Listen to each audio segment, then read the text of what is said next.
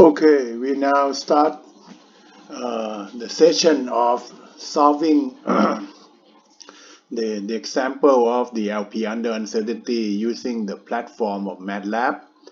What you are seeing on the screen right now is a Matlab software, okay, where at Kasetsart University we officially one of their customer. Okay, we have a campus license, so we can use and utilize this software, okay, for uh, lecture, studying, and for research also in in each specific area, okay, or different type of toolbox, okay. From the last clips, okay, you probably have seen these two programs. Okay, the first one is a direct LP example. Okay, when coding in Matlab, they have a .m, okay, after the name of the file, okay, and this is the direct LP software. You can see that is a direct generation, okay, and it's kind of imitate what we did on the Excel platform, okay. Now we're working on this, and after we code this, okay, under the Matlab, so I'm going to show you that we can run the program here, okay, and now we start to run it, okay. How did it come out? Okay, take a while because it took some time took 11 seconds to generate the problem. Okay, now let's see how long does it take when they execute the object of linplot to solve the linear programming. Okay, the first elapsed the time here is start from the tick tock, the first tick tock of the here. Okay, it took 20 seconds. Okay, and we get you might wonder what so where is the optimum solution? It didn't show because all command end up with a semicolon, so it's not going to show. You need to print the result by looking at where the result will be has been kept in which variable. Okay, like here in the linpop, your optimal solution is in the x vector, and for the C parameter variable, okay, just a scalar value, okay, will show you the objective function. So I can type you what is the C value here. Okay, C is 7.3968, a little bit different than what we get from the Excel. You might say that why didn't they get the same value? Because it's a different random number generator. Okay, so when you got different random number generator, it end up it didn't produce the same random number. If you want to compare the solution, you need to import and export the Excel file to the Matlab, and that can be that is not that difficult to do also. Okay, just make a input file on some Excels, and then you can import the data coming in. Okay, but what I want to show you is that this is it took 20 seconds to solve the problem. It's much faster. Let's say that when you work on Excel, you might remember a couple of clips ago we did try to solve this problem using Excel. Actually, I use the same computer. If your computer is more modern and have a larger and more efficiency in your CPU, okay, you probably get the result a little faster than what I got here. Okay, and I just want to mention the comparison when you solve under comparative point of view when you solve under Matlab as compared to solving under Excel. Okay, when you use Excel, it's more interactive to what you are doing day by day. Okay, because most of the time it's a well-known software you put it in. Okay, but if you might remember that when you solve in the Excel format, okay, it took a long time, much longer time to set up the problem before you can solve the problem using the open solver routine. okay, because you need to add the time to transform the data structure under the Excel format to the data structure in the solving routine of each linear programming solver. Okay, but in Matlab, I think that it reduce a lot of time. Okay, because you're gonna create what the main data structure. Okay, like this one, you create the matrix A, the right hand side B, and then the cost coefficient vector C immediately, and put it in the problem, and then they can solve it immediately. So it took less time, okay, to execute, especially to in the first stage of the setting up the problem, as compared to when you're using the Excel spreadsheet solver. Okay, I think even you using a more commercial uh, software, okay, but if you still run under the Excel, the spreadsheet platform, okay, this problem still exists, okay, even today, okay, but with the faster hardware, okay, with more the development, okay, and this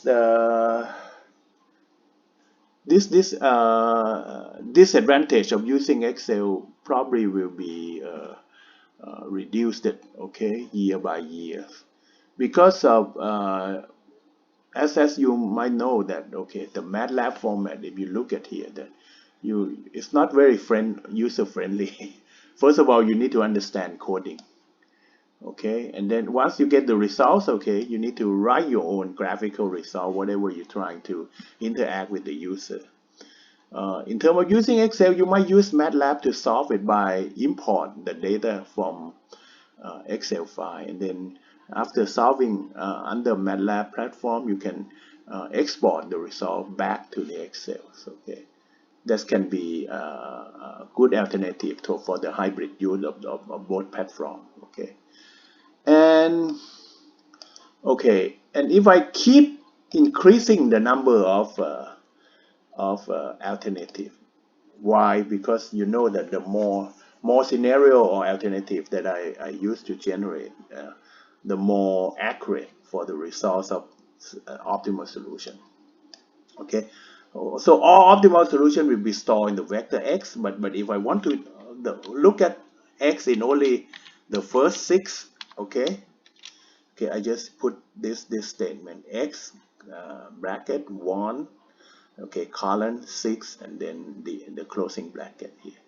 This one will show you the first six variable values on the store in the vector x. As you know that the optimal solution, I did mention that will be stored in this vector. And then I just put this sign here, okay. This means the transpose, okay. If you didn't put this one, okay, first, okay, you might look at it. If you didn't put this one, okay, it's going to show you as a column, this one, x1, x2, x3, x4, x5, x6. But again, if you're using the same statement here, you want to look at the sixth variable, okay, you just copy, and then I just paste it here. Sorry, okay, I just paste. Oh, I didn't, okay, you need to type it, okay, 1 to 6, and then it's execute, so I just put it here. And the new sign here is mean transpose, okay.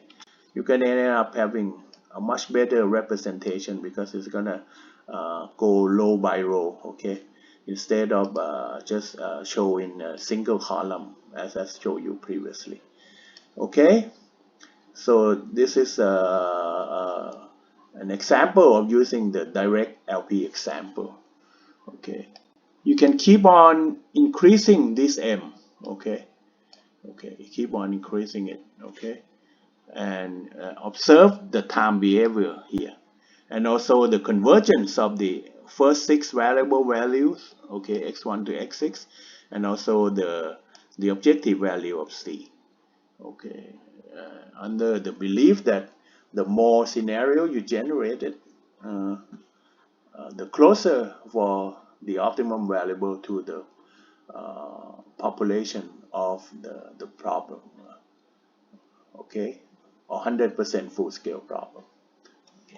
Okay, we move to here. Okay, I also explained you from your last clip about the Bender two-stage LP example here. Okay, we generate the similar problem here. Okay, here, but over here you can see that we increase the M to 1,000,000. We're gonna solve a 1,000,000 scenario, which is as I told you that if you did try it on the Excel spreadsheet, it took a very long time. I'm sure, even or unless you're using a really high performance computers. Okay, but this one we're going to increase to a okay. Don't be too much. Okay, I'm going to go with 10,000 first. Okay, 10,000, and maybe I'm going to compare the results to the direct LP first. Okay, so I'm going to start to run. Oh, no, it's different. Sorry. Okay. They did run direct. No, not the out. Oh, sorry. I'm making a mistake here. I should say here. Okay. They keep running the direct LP example. We have to wait for it a little while. Okay, for another 20 seconds. You can see that this second time it took faster. 12 seconds. Okay. You might wonder why. Okay. Previously it took 20 seconds to solve the direct LP. Okay, I think the software have some some learning while you are keep running the same program again. Okay, they might have a better restart point, whatever. Okay, and it's a behavior of the software that you can observe. Okay, but this one we're gonna try to run this program, the what we call the Bender two-stage LP example. Okay, I'm gonna erase this for the direct LP example first. Okay, now we have Bender 2 LP. We start with 10,000 scenario first. Okay, so we run this. This one is a routine. The what do we call the routine? It took 5 seconds. Okay, you mean what I mean the routine is that if you observe from last time we did on the Bender decomposition, it's gonna go like a while loop, okay, of solving a repeated LP problem, and with an additional constraint in every iteration, okay. So this one, if I want to observe the how many iteration, I did told you that it will appear on the variable called icon. This one you use only 68. You might wonder in the Excel you use up to 80. And as I told you, the Excel, the accuracy is up to 4 or 5 digits. This one also similar. The gap is greater than 0.00. So the first 4 is a convergence. Okay. And let's observe what is the C value here. Oh, sorry, the difference is mistake because C here is always keep at this program is C best. Okay, so we have Z best. Okay, 7.3627, pretty close to the Excel file, but it's a little bit different from what we get from solving the direct LP. And you might wonder why it's different because of the random number generator. Okay, they generate different problem. Okay, this one is if you might did this one 7 point. This one we did get from solving from the direct LP, and this one, okay, we got it while we solving this under Bender decomposition. Okay, I'm gonna increase it a little bit. You can see that even the 10,000, the solving time is about 4 times. If you solve the direct LP, it took 4 times more, right? 20 seconds, or even the last one, it took 12 seconds. This one took only 5 seconds. So I'm going to increase it to, okay, 100,000. This one become 100,000 variable here. Okay, I'm going to run it again. Okay, again, loop work here over here. The LP solving, okay, now it's still pretty almost the same, 5. You might wonder that why is even the 10,000 increased to 100,000. If you remember from our last 2 lectures, you know that the sub-problem that we keep solving is only have 6 variables here. Because you already erase all the u and v, okay, with the optimum of the dual variable y star to generate the optimality bending cuts. So even this size of the problem with my hardware here, okay, it work very in a comfort zone. Let's just say that comfort zone is mean that okay, it doesn't matter even the size of the problem increased 10 times. Okay, let's observe. Okay, now we are very confident with the software. Okay, let's look at the results first. Okay, what's happened to C base here? Okay, now swing back to 7.3753. Okay, you might observe the X best here, right? Is it X best that we kept? I think we kept in X best. Yeah, X best is the optimal solution. X best, okay. I'm gonna do it transpose. Okay, this is, you know that X6 is always 0, but the first 5 variable allocated is kind of in a similar direction, but might be differentiate a little bit, okay, in term of precision. Okay, we move to the origin setup of this software. We start with a million. This case is a million scenario here. Let's see how the program behave. Okay, I could run it again. Okay, certainly when you it took longer time to set up the problem. This one you will see that. Okay. Oh, what's going on? Oh, something I did wrong about this. I add the T here. This is a bad command. It's make a wrong command. Run it again. Sometimes it's happened, when you work with you accidentally mistype it and then now, okay, start to run it again.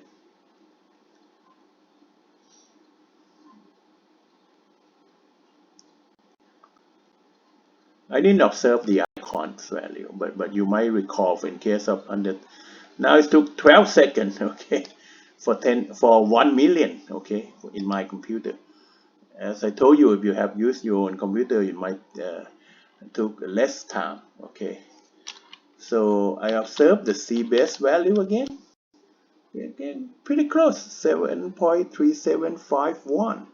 You might remember the previous one with the here 7.3753 for the in case of 100,000. Okay, and in this one you might look at the time that they set up the problem. It took only 8 seconds to set up the problem.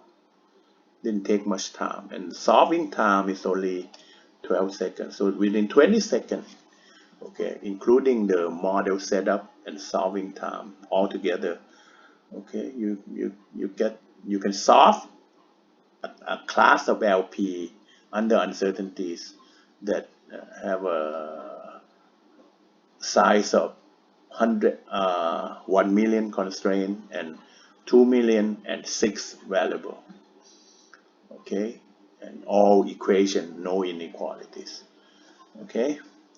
And you can keep doing this by adding one more and observe, but you can see now that this is the just one this example show you that with the current software technology, you are capable of solving a really large scale LP, or even in the past with the original proposal of Danzig that caused what we call the curse of dimensionality, right? The increase of the problem size. And in the past, it's a lot of problem because of the lack of hardware, sufficient hardware. Okay, but now I already show you that I can demonstrate to you that we can solve Even now, who would believe that we just solved the 1 million constraint problem and 2 million variable problem in only 20 seconds? Okay, but you have to know that the speed of solving in each type of problem structure will be different. It's not, you cannot use this as a rule that, oh, now if I have 1 million constraint and then 2 million variable, now it's gonna keep the result gonna keep coming out like that within 20 seconds. No, it's depend on the problem structure, especially the sparsity. We already talked about the sparse metric when you store the, okay, if you have a denser, right, it mean that you have a very large scale A matrix and within the LP in matrix form, okay, but is not has a less sparsity, okay, which means that most of the element within that matrix is non-zero, and the time consumed going to increase because you consume more memory. And when the memory usage is reaching some uncomfort zone, as you might see in a couple of times when you solve the problem, or when you keep installing the software too much in your computer and almost reaching the limit of the memory, the computer start reaching what we call the uncomfort zone. Okay, the resulting of this uncomfort zone, you get a slower response in computing, processing, whatever you want to do. And many times you get recommended that to uh, try to reduce your memory uses, to increase more space for the machine to execute. Okay. uh, Last time we explained this to software and we show you they can solve this problem. Okay, so this software is only dealing with one constraint, with uh, uncertain parameter in the constraint coefficients. So I did extend this, but you know that this routine of Bender decomposition you can apply to any form, even you have a different many type of constraint or right hand side with uncertain parameter. So I did extend this to a new software we call Bender two-stage LP. This one is more general. Okay, I'm gonna explain you a little bit about this software. That M and N is become the original LP. That in this case that you have 10 constraints in one scenario, and decision variable is 10 equal. But doesn't mean that they always equal. You can have a different number here. But it means that you can identify number of constraints and number of decision variable in each scenario of uncertainty.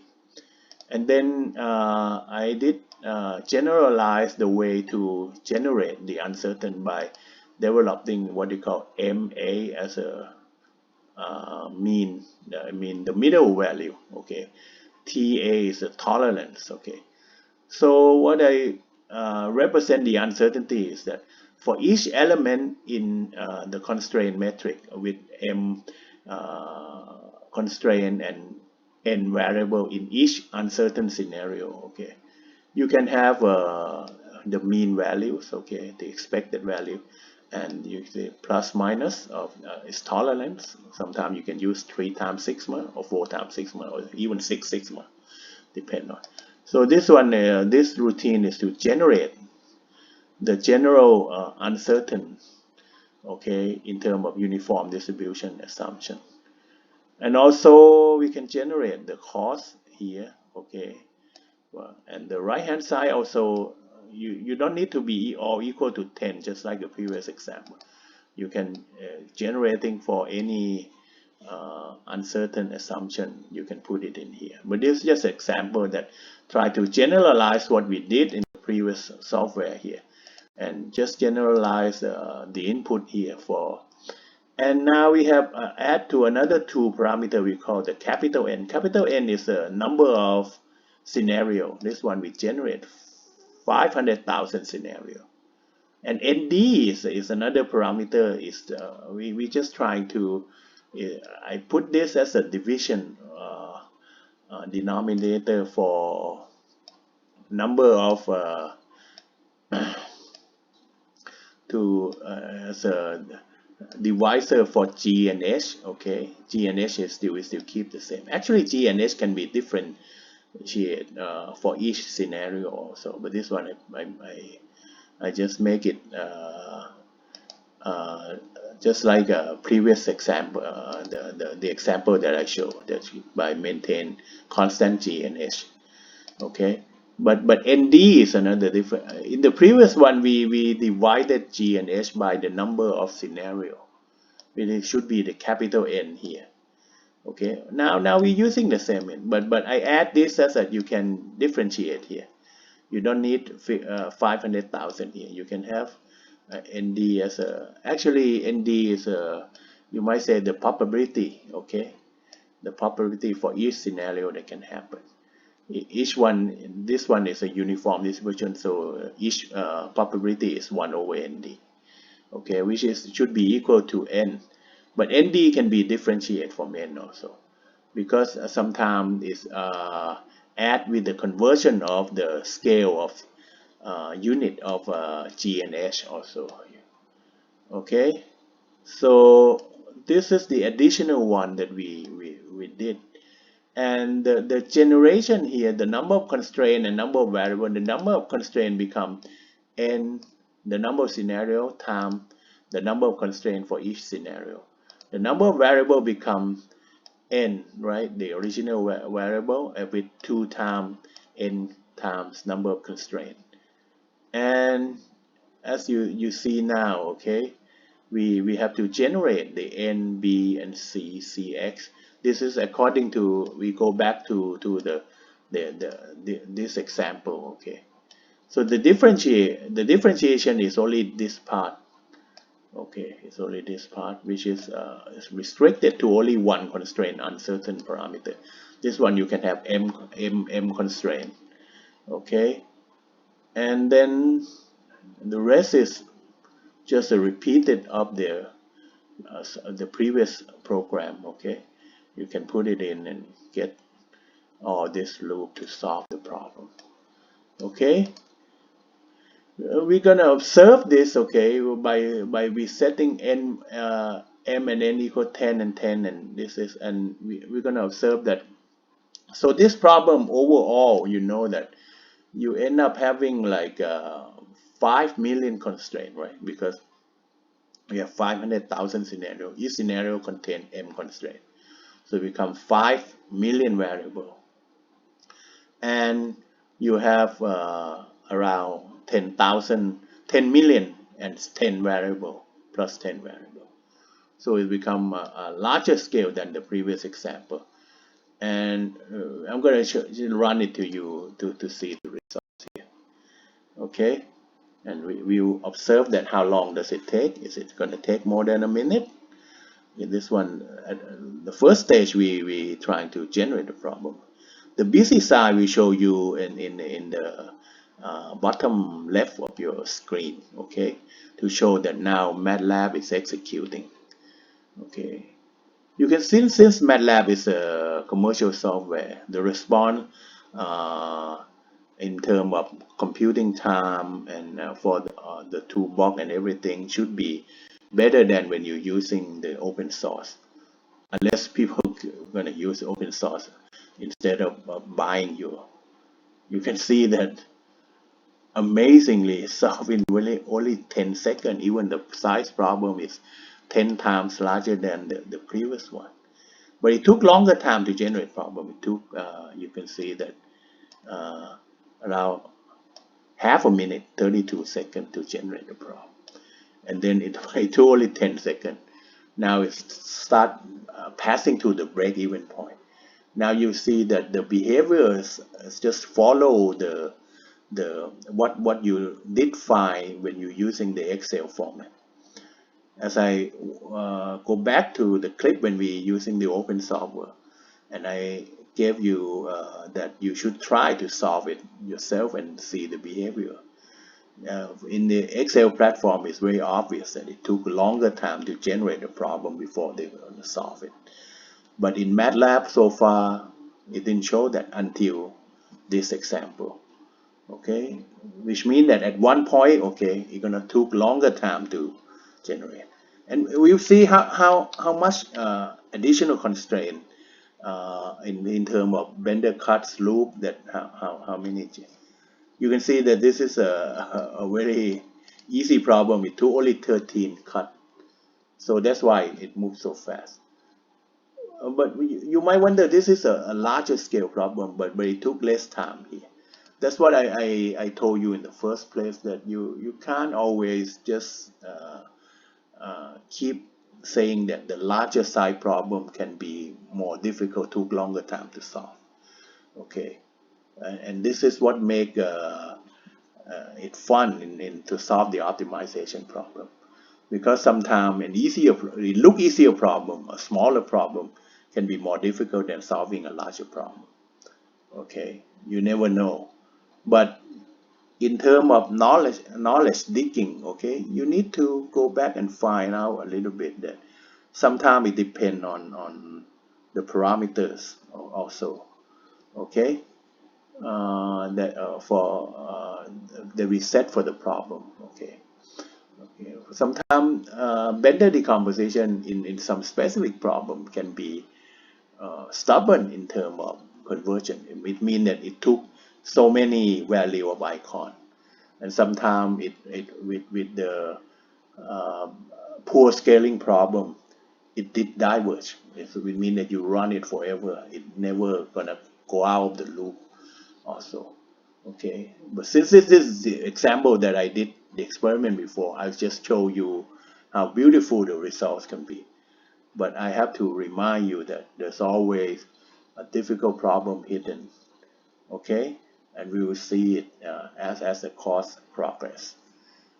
Okay, so at this moment, okay, I'm going to stop here with the demonstration of the Matlab platform to solve the using both direct uh, linear programming solver, and also when we apply the bender decomposition to solve the two-stage linear programming model. Okay, we see you in the next clip. Okay.